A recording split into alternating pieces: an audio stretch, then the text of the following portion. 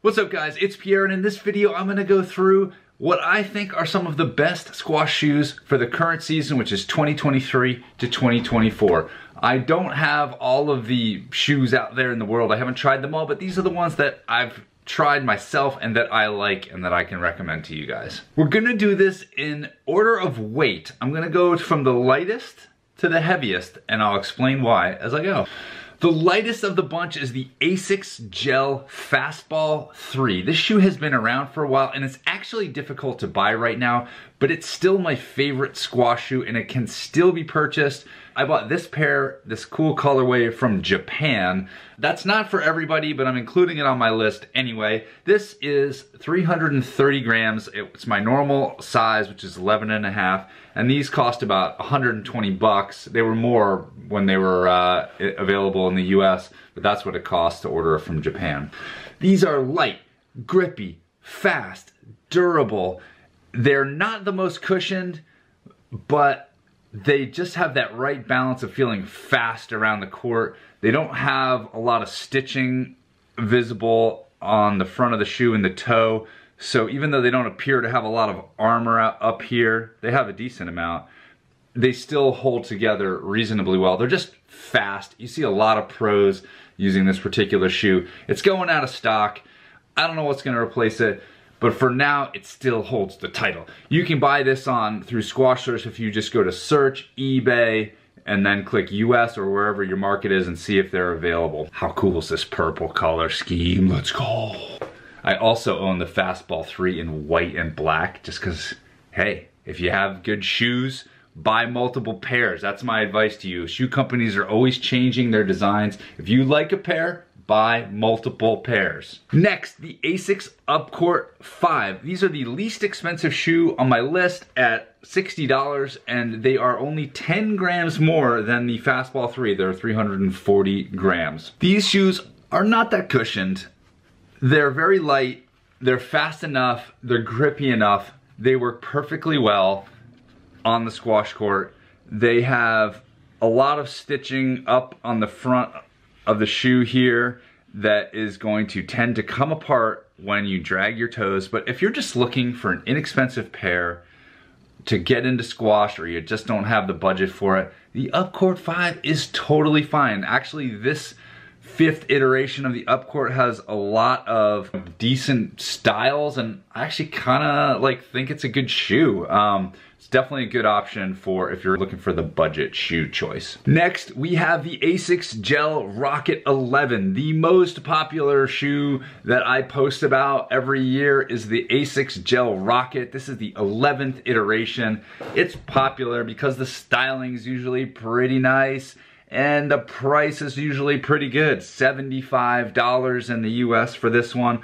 It is about the same weight as the Upcourt, and if you were to look around these two shoes, I won't bore you with it too much in this video. I have other videos comparing these two.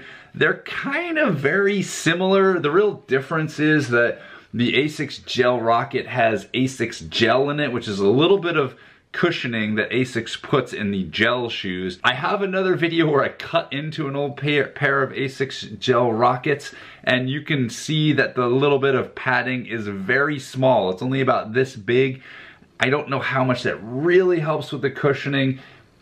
I can't really tell the difference between the Rocket and the Upcourt. Maybe a tiny bit, maybe there's a little bit more rebound. Maybe I like the styling better, whatever, but I think that between this and the Upcourt, it's like whatever you can get your hands on, whatever you like the styling of, I would just go for. I personally like the Rocket styling a little better, and just sort of for some reason like it a little better, and I'm likely to spring the extra $15 to buy the Rocket. But between the Upcourt and the Gel Rocket, you know, take your pick. Next, we have the Asics Blast FF 3. These are 140 bucks, so on the pricier end, and they weigh 375 grams, so they're 25 grams heavier than the Rockets and the Upcourts. They just feel super cushy. They're actually not that thick when I measure the amount of padding in the heel with a With a ruler, they look about the same as the Rockets, just from the external view. I've never cut into these, but they just feel more comfortable. Part of it's this little sock booty thing that lives inside them. That's part of the expense. Your foot just slides into this like a little sleeve, and it feels very secure. It's got a little more ankle support, and it's also got some reinforcement down here in the sole to kind of prevent your shoe from twisting a lot, and also along the outer edge of the shoe, which is, you know, helping with a little bit of the lateral stability and keeping the shoe sort of structured. Although the measurement wasn't there when I look at it from externally, I just feel like these are nice and soft, and so these are if you just want a little bit more cushioning on your feet than the Rockets and the Upcourts or the Fastballs. I would recommend these. The quality of these is closer to the Fastball, that is to say quite high. There's no visible stitching. They're not gonna come apart as easily as the Upcourts and the Rockets. They're just a higher quality shoe that's very comfortable. Next we have the Asics. Yes, that's right, another pair of Asics. Sorry, they're just very easy to buy. They have a lot of different options. This is my 5th pair of Asics and my last in this list, but here they are, the Asics Gel Tactic 12. Actually, this is not the Tactic 12. This is the prior model. I don't have the Tactic 12 in my house. I'm just using this as a stand-in. They look very similar. I've done a review separately of the Tactic 12s, which you can check out if you want to see the difference between this that I'm holding and the actual Tactic 12. These are $100, so they're kind of in the mid-price point, and they're 385 grams. So they have, like, you know, the weight is a proxy for cushioning, pretty much, I think. That's why I've done these in order of weight, so you can decide, like, do I want more cushioning or do I want less? How are my knees? How old am I? How do I feel on court? These are 385 grams. The cushioning on these is pretty nice. They have a little bit of side armor, not as much as the Blast FF3. They have a little bit of support to keep your sort of foot from torsioning. They're just a good blend of price point with a little bit more cushioning. If you want something, you don't want to go the cheapest route, and you don't want to also spend close to 150 bucks like it would be for the Blast FF3. You can get something in the middle like your Gel Tactic 12s to kind of thread the needle a little bit, give your knees something nice and your feet something nice, but without spending quite as much. Next, the Adidas Crazyflight. That's right, it's not Asics, these are Adidas. These are the shoes that Paul Cole wears. He's a top 5 former world #1 player. So we know that these perform on court. I got a separate review of these and all these other shoes in this video. These are 390 grams, so they're getting up there on the scale. So that's nice cushioning, good grip on court on these. The cosmetics, I think, look super cool. I love the Adidas look and how these shoes in particular look. My biggest gripe with these was I just had some fit issues. The heel cup was like kind of small, and my just foot felt sort of funny in there. For me personally, I didn't like the fit of these, but I know they work for Paul Cole and they look pretty cool, so you might want to try out some Adidas. Oh, the other problem I have with these is the lacing's a little bit weird. They're like, it's like very spread out. I don't know why. Made it hard to keep them laced up and feeling tight on me. But I've used these, I've been playing paddle in these, or padel as we say here in Philly, and I just like them. They're comfortable, they're cushioned, they feel good on my feet and on my knees.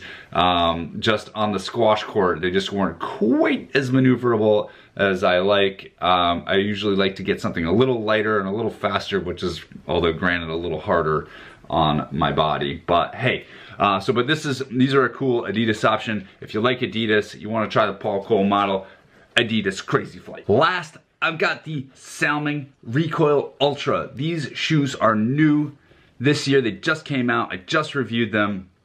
They are the most expensive ones on my list at 180 bucks. And they're also the heaviest at 400 grams. But you know what? They are so cushioned. They feel so nice. Look at all that cushioning back there. Oh yeah. They feel good on the squash court despite having a bit on the weightier side. They still feel like you can push off easily and push forward easily. They don't feel kind of like you're up on stilts like I sometimes feel with some heavier shoes. So basically, They've been well designed to put that padding to work to help your feet and your knees feel better with sacrificing as little speed as possible. So if you're someone who wants a little more cushioning, I would definitely look at this if you can spring for that price point. They're also very soft around the ankles, and they actually come in a mid-top version, which has kind of that inner sock booty thing like you saw on the Blast FF that gives you a little bit more, even more ankle support. So these are just a shoe that's great for someone who wants squash performance shoes but wants a little bit more protection for their body to feel comfortable out on court. If you're not 21 anymore and you just want a little bit more protection for your body. Those are all the shoes I got in my house that I wanted to show you. Thanks for tuning in. If you want to hear more squash shoe reviews and squash stuff and other shoe reviews, subscribe and I'll see you in the next video. Bye.